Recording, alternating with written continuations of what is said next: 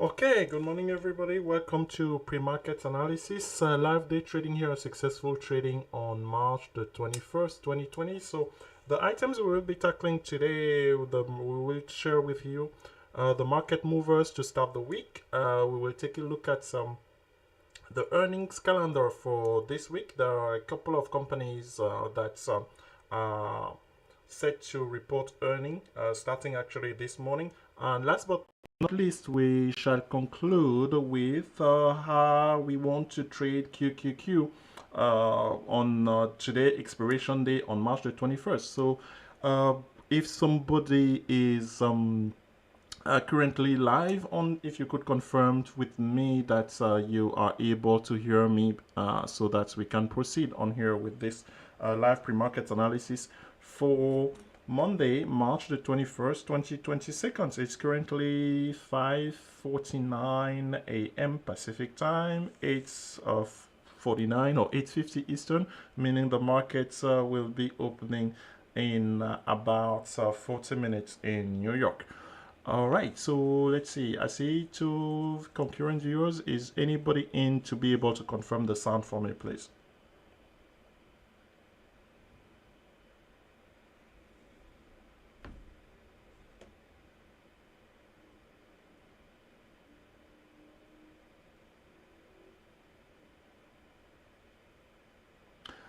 Okay, thank you, Mr. Billy. All right, I thank you. We have a quorum here, folks. We can start. Congrats, Mr. Billy, on that FOMC trade on on QQQ last week. That was fun. Okay, very good. So the way to start the pre-market analysis here, we are going to use our scanner on Finviz.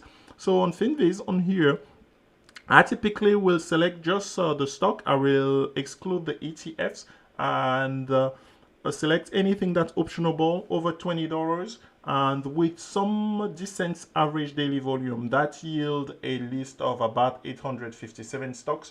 For those to see, then I can toggle on here by clicking on the change which one are bearish, which one are starting bullishly. But before I actually do that, let's go ahead maybe because the market did something last week that's may signal a change in trend. We have really been trading below the moving average. So I want to bring your attention. Here are the sector performance. So you can either select industry or by sector. Really, for me, typically I stay with the sector. But if you go to the industry, then you have even further detail. I think it's okay to start with the sectors.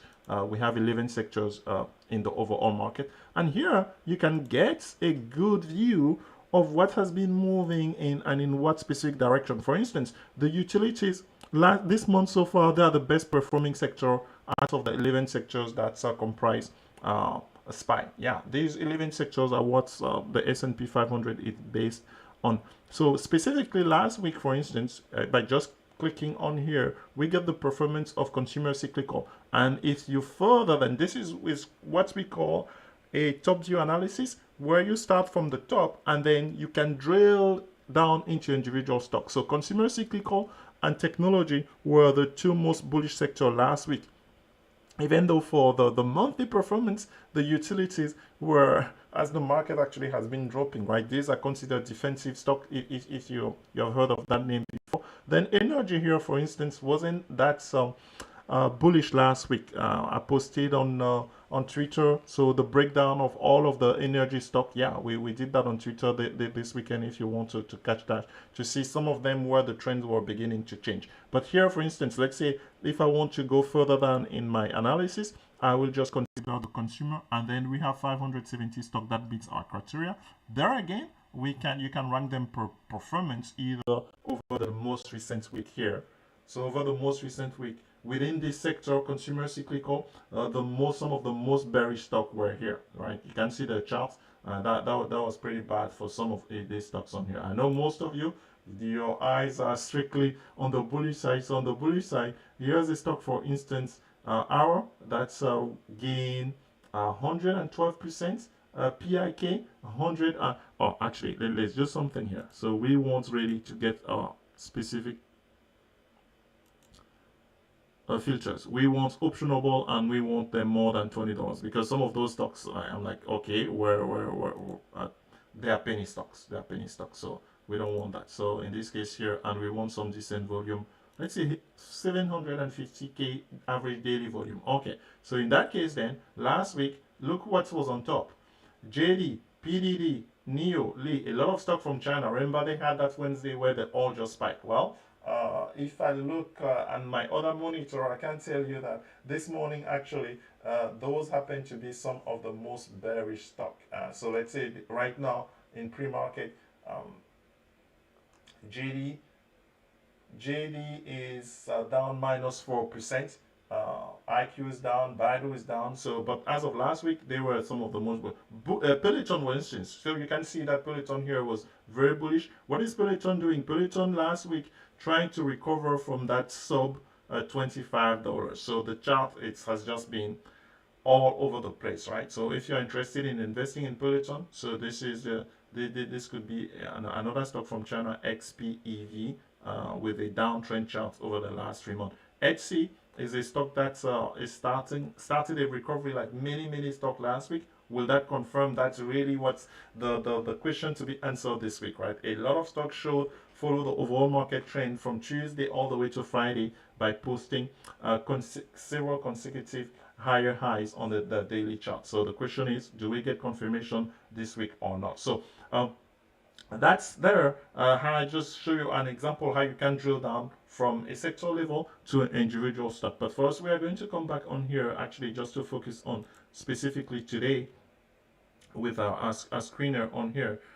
Then we want to look at all of the sectors, obviously, not just the consumer cyclical on here. So what's moving in this pre-market? A stock called Plan, a $64 stock, a software infrastructure company. It is up 27% in pre-market. Actually, let me toggle here and make sure that this is auto refresh automatically. So Plan is up 20. I don't know anything about this stock. It's just the chart here. It just showed me that over the last 3 months, the highest price has been like $52 in early March, and now it's trying to break out above. These type of stock are very dangerous. Well, dangerous, not dangerous per se. Interesting. That's really the word that I'm looking for. Interesting in the sense that they are moving. So should something start on here on Plan, so what I will do here, this is traders ask me, oh Telex, we want to see how high you are on the last chart. This is a live trading show on here, on where we are doing analysis, and this analysis I can do it either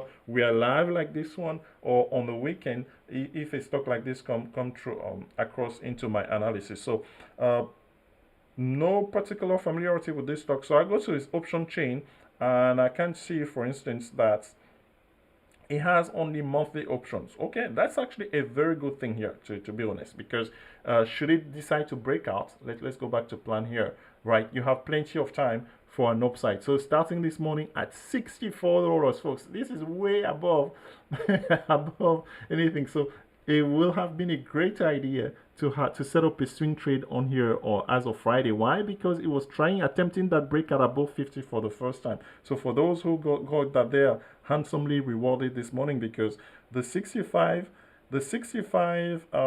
calls on this, there's not that much volume or open interest, but the 65 calls, they were going for 30 cents on as of Friday. Well, congratulations to anybody who has them, because this stock is about to open in the money, and those will be paying handsomely to say the least. So the expectation on here is that this contract should be worth a lot, right? The expiration is all the way in the 3rd week of April. So that's their PDD. I believe they said that they had earnings this morning. I have not been keeping track on that. This is another stock from China. That's the first, let's say mid-March, the tank, and then the following week, I think the government said that they were in support of business. All of a sudden, all of them, they jumped on last Wednesday about 30% or so. PDD was one of them.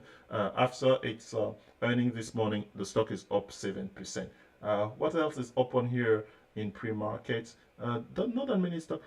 This is Alcoa. Alcoa has been an interesting stock since it broke out in February above $70. It has now is still trading at $84. So definitely something worth of interest there. Stock that are up this morning, all stock. That has pretty much been the pattern on Mondays, right? So Oxy, This is the breakout here in early March, above $45 or above $40 really, and has been now going sideways over the last 3 weeks. It's very difficult to trade, to be honest with you, since it has been at that level of 55, because last week, for instance, it will trade in the range of $1. $1 is 2% on a $50 stock. But the problem is that in option trading, guess what? There's very little money to be made on it, especially since the implied volatility has been increased, right? So just yeah, that has been made it tough to trade and to make money on there. But the stock definitely gaps. On the bearish side this morning, let's see what do we see here. BA, that's worth of an interest, right? Boeing, for whatever reason, is down this morning. I didn't read the news. Just like all of the stock last week, it closed on the 4 days higher high above 190, and this morning, as of now, it's printing at 183 minus 5%. Most likely some type of news. Let me see here on my phone if I can find what's the specific news. It's on Boeing. So the news on Boeing is why Boeing shares are falling. Oh my goodness. Oh my goodness. Sorry to hear this. So a Boeing 737 passenger jet of China Eastern Airlines crashes with 132. So yeah. This is a sad news here. That's the reason why Boeing stock is going down here. So yeah. That's wow. Okay, so it's not to dampen the mood or hey, I say hello to Mr. Keith. Hey, Mr. Keith, welcome. Thank you. glad to have you on the show. If anybody has any chart that you want me to take a look at, this would be a good time to do that. So we just finished looking at some of the market movers this morning. So we talked about the stock from China, other than PDD, which is earning. Baba is down minus 4.5%. JD is down. IQ, I had not traded that stock for in a long time. IQ now actually is a $3.38 stock. Okay, that's Baidu is down minus 2.8% as well. So those are the movers. And then we just read the news on BA about that 737 passenger jets from China Eastern Airlines crashing with 132 souls on board. So we pray for those. Yeah, we pray for those. That's why the stock is down to start the pre-markets on here. All right, so the next session for us is to try to take a look at prepare for whatever stock has earnings this week. So the way we do that here, you can come to Finviz and the same criteria, can select anything optionable. I didn't put any restriction on the price on here, but you can determine if you want stock over $15 or what. Actually, when I do that, we only have 2 stocks really that meet my current criteria of what's my current criteria. Earnings today after market close, that will be Nike. So we will take a look at say the detailed chart of Nike, and today before market open, that will be PDD. But really what I would like to do, I want to have all of this week earnings. So just okay, there are quite a few, 150, not too shabby. There are 3 that I want to bring, a couple of others that other than Nike that I would like to highlight. I believe NEO has earnings on March the 24th, and Adobe has earnings as well. So let's maybe look at the ticker here in alphabetical order. Okay, here's the chart for Adobe, folks. Downtrend like the rest of the market, right? Adobe is a component of the QQQ. Yes, QQQ is a tech stock. It's actually Adobe, it's number 9 in terms of holding percentage inside of QQQ. So currently trading at $452. The easiest thing that you and we can do prior to earnings is to do scalping. Why? Because as we go toward earning, regardless of what you are trading, you're scalping, the implied volatility will be increasing. So meaning this is a very cheap way to make money before earnings. But I do not personally really take trades and gambling on earnings. I call that gambling just because nobody knows how a stock's going to react. Even when you are certain that a stock's going to go up, it needs to go up by a good amount so that you can offset the implied volatility spike that happened, because it will get crushed after. Market makers, they know this. This is the bread and butter. This is how they make their money. So I'm still dumbfounded that traders are heavily taking chances with heavy capital on on earnings. It has worked. Don't get me wrong. The last couple of quarters we have seen where, but it's a hit and miss. There's no consistent way to tell you that okay, that for instance Adobe here will go to $500. Even if it goes to $500, there is not that much of a great opportunity to make money depending on the implied volatility. But if you trade Adobe, let's say between today, you can scalp and close the position. That's something that for us we intend to be doing. So for those in our Discord room, should we see a setup on Adobe, we will definitely be taking that trade. Let's say the other one that I wanted to mention is Nike, right? Here's a chart of Nike. I mean, they all have the same, most stock have the same pattern, right? Over the last 3 months, a downtrend, and last week marked the first sign of recovery with 4 consecutive bullish days, posting higher highs on the daily chart. So here's Nike at $133. I mean, Nike, we have seen on some earnings where Nike just really goes up. It will $10 be sufficient to go up here? Let me give you an idea of what we can expect for Nike. Again, we can definitely we will definitely try to scalp Nike contract today before, so the earnings are after market close. I want to take a look at the implied volatility here. So currently at the price of $133 plus 1.67% in pre-market. The implied volatility overall on Nike, it's 76%. That's decent. That's decent. For those who are interested in learning more about implied volatility, these are the type of concept that we can dive in our coaching session. So I will post the link if you're interested in subscribing to get some personalized one-on-one coaching. So I'm looking at here, for instance, Nike, the 140 calls, they are going for $2.20. That's super expensive. So that's super expensive. The 145 calls expiring on this coming Friday, that is, they are going for $1.21. It's not impossible for Nike to jump on this earning, but I mean, my rule typically will be okay. Can a stock make a 10% move? A 10% move here on Nike give us about a price of 145 thereabouts. So that those contracts, they need to be within my sweet spot. They are not. My sweet spot is 50 cents and below, and here that's really tough. In order to get there, even the 150 calls, they are going for 64 cents, be it 75 cents ask. So it's a tough one here on Nike. Definitely, I do not plan on carrying those positions after. So maybe the one idea that sometimes could be worth it, you pick the week after, right? So if I look at the week after here, what contract that are affordable really? Some of the contracts that are affordable, now that's interesting. You will have to go to the 160 range.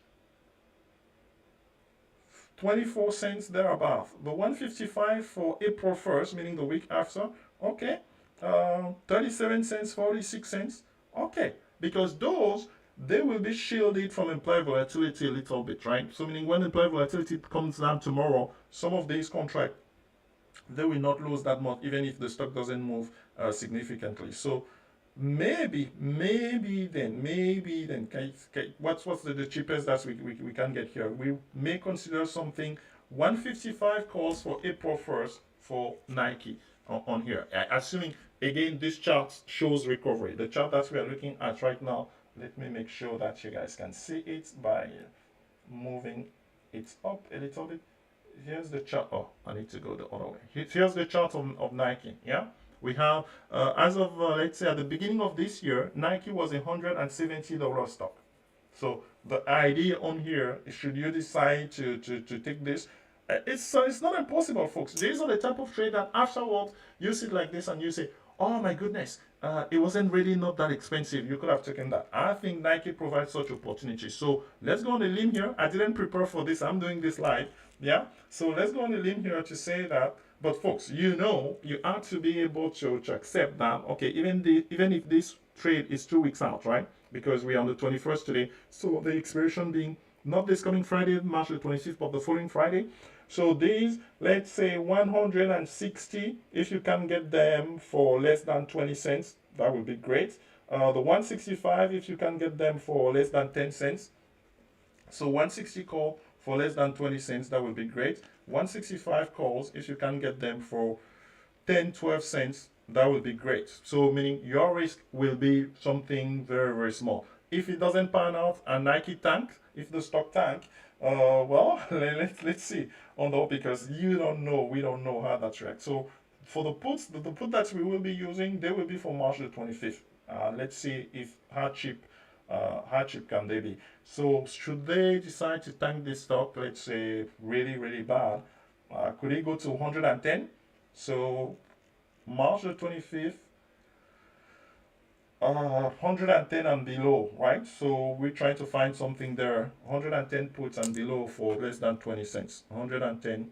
So that will be like your hedge. So you have something calls for 2 weeks out, and then you have puts for this coming Friday, and you create that nice triangle. Um, it will look great if actually the stock is to move after earning. If you make a big move after earning in either direction, one of those side of your stronghold will really, really yield a lot of money. So that's how I like to take a look at them. It's not always possible when implied volatility is really, really manipulated by the market makers this high. So let's see on there. I will put the trade in the trade idea on here. So I will definitely scalp, and hopefully we make money out of our scalp, and we parlay that money into this position after earning. So that's Neo on there. Hopefully you guys got that. Not Neo, Nike, sorry, and my mind is already on Neo. When is Neo earnings? Neo earning, they are on the 24th, meaning 3 days from now. That will be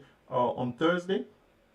And this is the chart for Neo. Another downtrend recovery over the last week with a massive gap under is going to be. But Neo contract though, those definitely just strictly scalping. We will trade it after earnings, because implied volatility on Neo, just to give you an idea, I'm looking at my option chain on here in either direction. 120%. That's a no-no for me to be able to carry anything. I mean, you can take way out of the money contract if they're cheap, but just know that, hey, if the stock doesn't move significantly, they will be down the drain.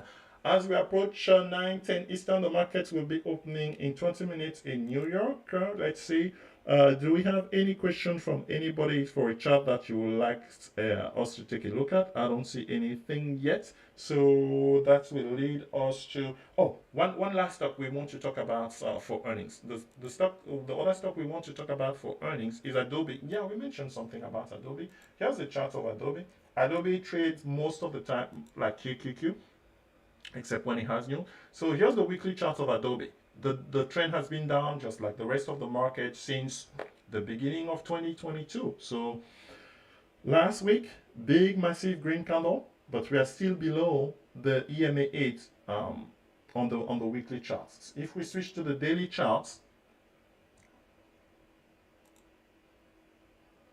we close above the EMA 20 on the daily chart. The value for the EMA 20 on the daily chart of Adobe is 449 and 67. So let's call it 450, right? So as of now, again, we have an opportunity to scalp on Adobe. Adobe earnings are tomorrow after market close. Tomorrow it's March the 22nd. So definitely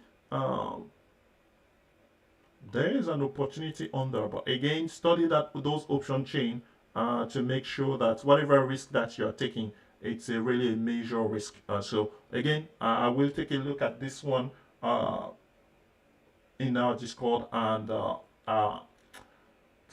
provide a trade idea should something be suitable. I will be studying it during the day today. All right.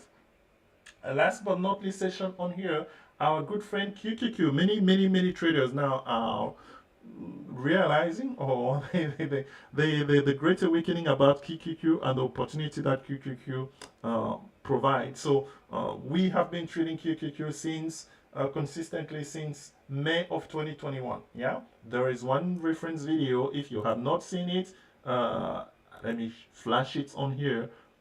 There is this video that some of you have seen. Why do I know that? Because I received feedback from it. So we made this video on May the 15th, 2021. Why? And it has 5,000 views. That's actually decent for this channel. That's decent for this channel. Well, I don't know. I think we have a handful of videos that are above 10K viewers since we have created this channel. So 5,000 views. That's not bad. So we have been explaining since May of 2021 why it is better to trade QQQ over SPY.